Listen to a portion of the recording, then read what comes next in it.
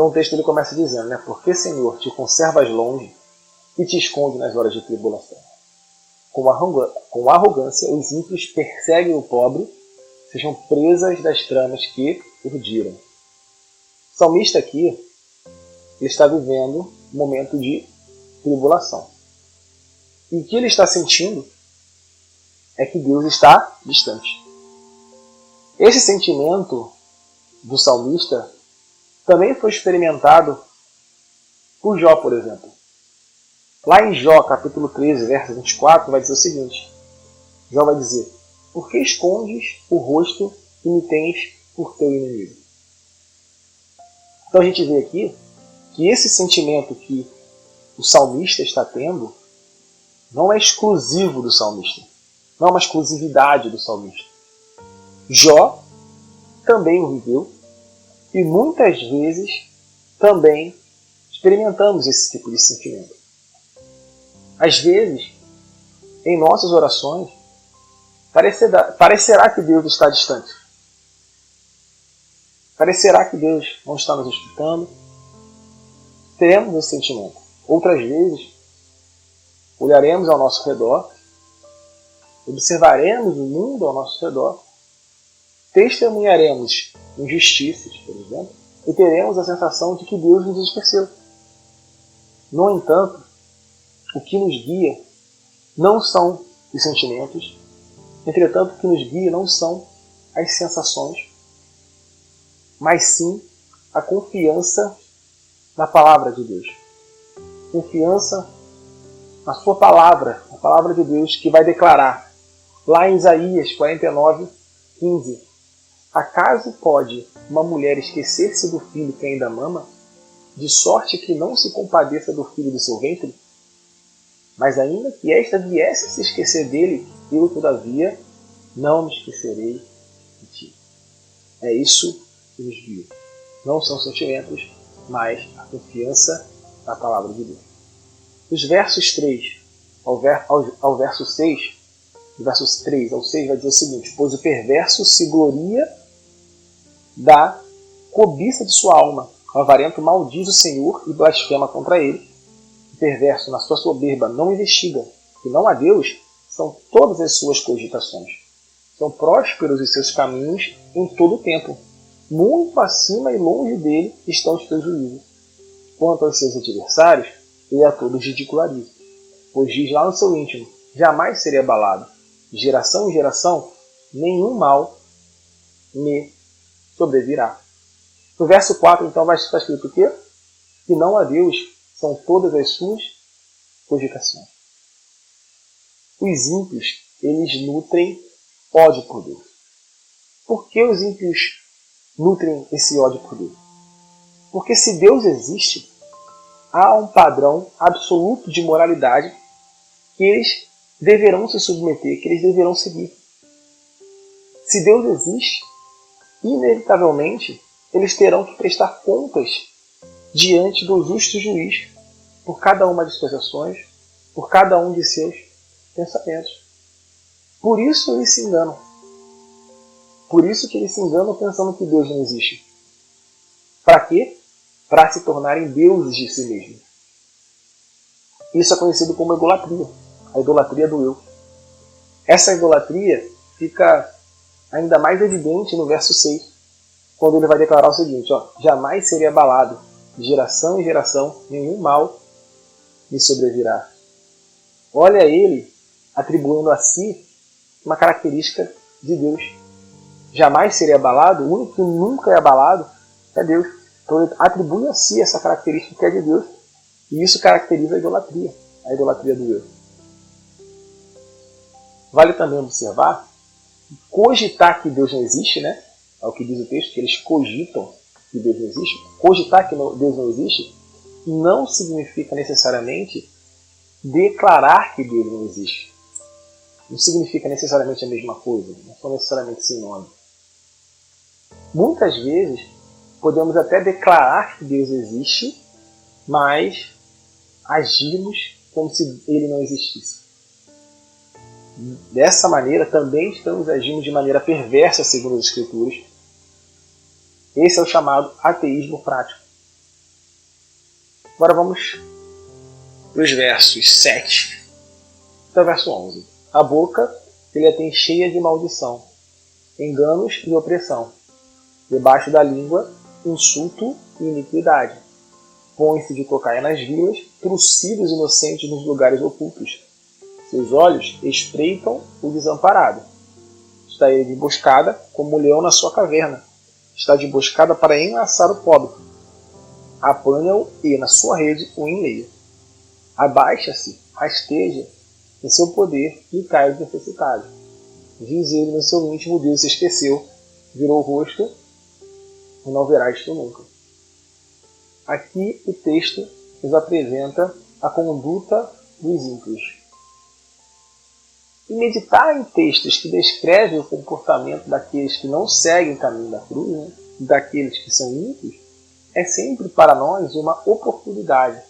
Para quê? Para verificarmos se realmente estamos adorando o Deus das Escrituras Sagradas. Para ver se realmente estamos no caminho correto ou se estamos, né, agindo como os ímpios.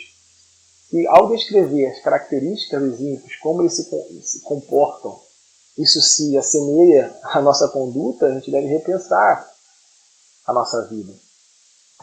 Isso é especialmente importante, a gente verificar a conduta dos ímpios e verificar se não está parecido com a nossa conduta, é especialmente importante em um tempo como o nosso, nos quais as pessoas usam o nome de Deus na adoração, mas quando você vê a descrição desse Deus, quando você vê as pessoas falando desse Deus, você logo percebe que, na verdade, eles estão adorando um Deus criado por elas mesmas.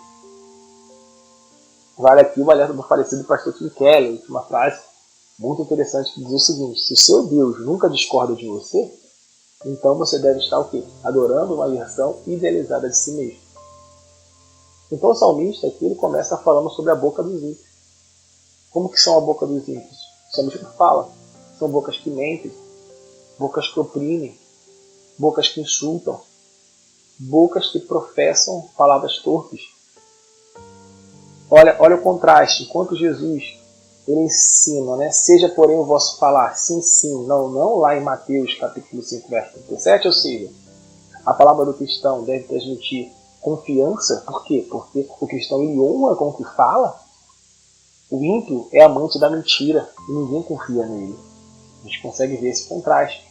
Vale aqui também colocar a orientação que está presente lá no livro de Tiago, lá no capítulo 3, dos versos 10 ao 12.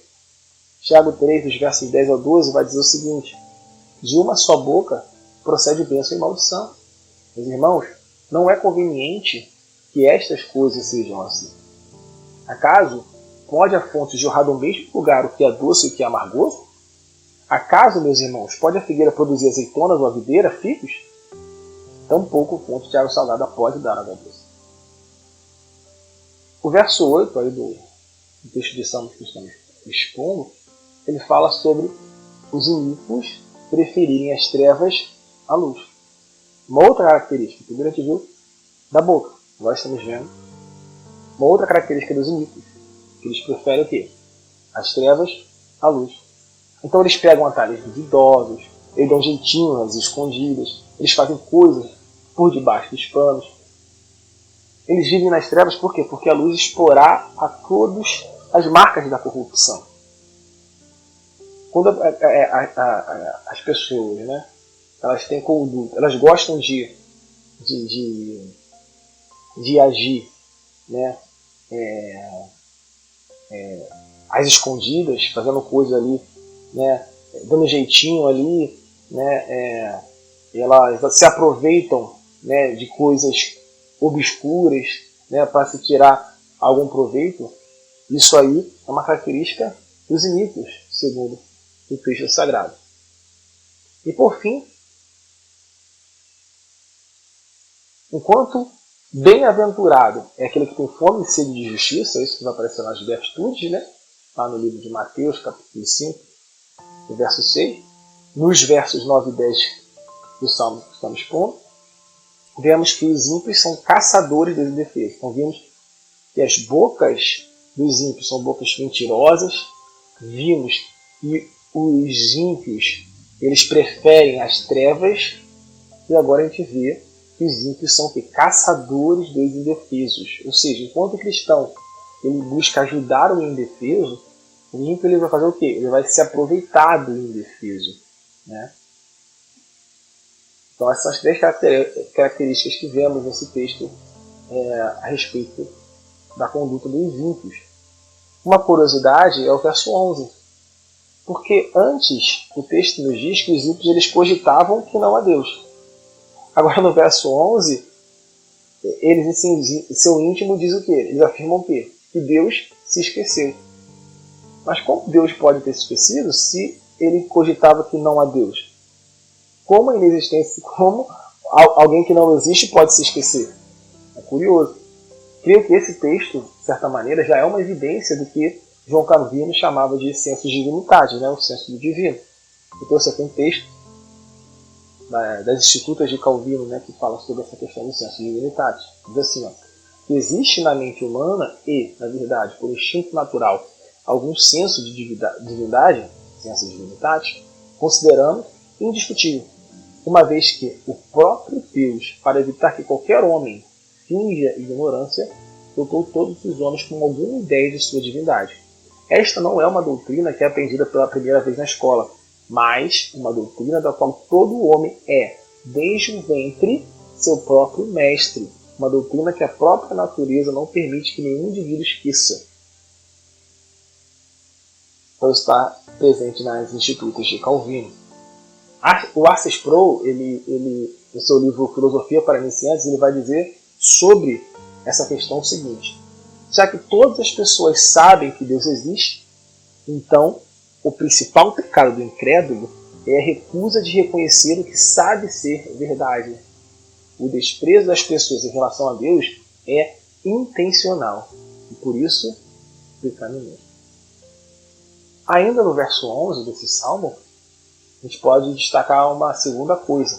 O verso 11 ele também destaca a consequência dos ímpios. Eles creem que ao final, os ímpios, né, que ao final a impunidade reinará. É isso que o texto nos indica. Por quê? Porque eles se limitam a enxergar somente a realidade debaixo do sol, que me valendo aqui da expressão salomônica lá de Eclesiastes. Mas sabemos que para além do sol há um Deus que fará toda a justiça de forma plena e quem tem sede de justiça será plenamente saciado, como vemos nas Beatitudes. Então a gente vai para os versos 12, 13, 14 e 15. Vai dizer assim: levanta-te, Senhor, ó Deus, ergue a mão, não te esqueças dos pobres. Por que razão despreza o ímpio a Deus, dizendo no seu íntimo que Deus não se importa? Tu, porém, o tens visto, porque atentas aos trabalhos e à dor, para que os possas tomar em tuas mãos. A ti se entrega o desamparado, tu tens sido o defensor do órfão. Quebranta o braço do perverso e do malvado, esquadrinha-lhes a maldade, até nada mais achares. Nesses versos aqui, vemos o que resta ao pobre. E aqui não estou falando pobre financeiramente. Né? Estou falando o pobre é aquele que não tem nada. Que já não tem nada. Não tem nada que possa ser alvo de sua esperança. O que resta àquele que já não tem nada que possa ser alvo da sua esperança é o clamor. O que resta ao pobre é o clamor. Enquanto alguma força no homem, ele luta com suas próprias forças e deposita sua esperança na sua força. Enquanto o homem tem alguma arma, alguma ferramenta que possa te dar esperança, ele vai ter esperança nessa coisa. Mas quando o homem não tem mais nada, quando ele se torna finalmente um pobre, o que resta a ele é só o clamor. O clamor. Quando não temos mais nada, o que nos resta é o clamor a Deus. Quando abandonamos toda a esperança que temos em nós mesmos e nas coisas terrenas, somos pobres e o que nos resta é o clamor a Deus. É isso que o texto está nos indicando e esse é o nosso retrato. É isso que devemos enxergar. Não temos nada, nada que seja digno de ser alvo da nossa esperança. Não temos nada que possa realmente nos fazer vitoriosos. Então não temos força alguma para conseguir realmente nos erguer. Nós somos pobres e devemos reconhecer isso. Esse é o nosso retrato. Sem Deus não temos esperança. E o que nos resta é clamar. E é por isso que o texto ele vai dizer o quê? A ti se integra o quê? O desamparado. Tu tens sido o defensor do órfão. Deus veio para os que não têm esperança. Deus veio para os pobres. Deus veio para aqueles que não têm mais força. Que reconhece que não tem mais força. E aí a gente chega nos 3 versos finais e vai dizer o seguinte: o Senhor é Rei eterno, da sua terra somem-se as nações. Tens ouvido, Senhor, o desejo dos humildes, tu lhes fortalecerás o coração e lhes acudirás, para fazer justiça ao órfão e ao oprimido, a fim de que o homem que é da terra já não infunda terror. E o salmista aqui ele vai terminar com uma expressão de confiança. Após o clamor, vem a confiança. É isso que o texto nos indica, né? Do verso 12 ao 15 vemos o clamor dos pobres. O clamor daquele que não tem mais força, não tem mais nada que possa depositar sua confiança. Que reconhece isso. E aí depois do clamor vem a confiança. Confiamos num Deus que é o Rei eterno. O Senhor é Rei eterno, vai dizer o texto. Confiamos num Deus que é soberano sobre todas as coisas. A sua terra some-se as nações, diz o texto. Confiamos num Deus que é o justo juiz. Deus nos livrou do poder do pecado e logo irá nos livrar da presença do pecado. E que essa esperança encha nossos corações de alegria e de intrepidez para viver uma vida para a glória de Deus. Amém.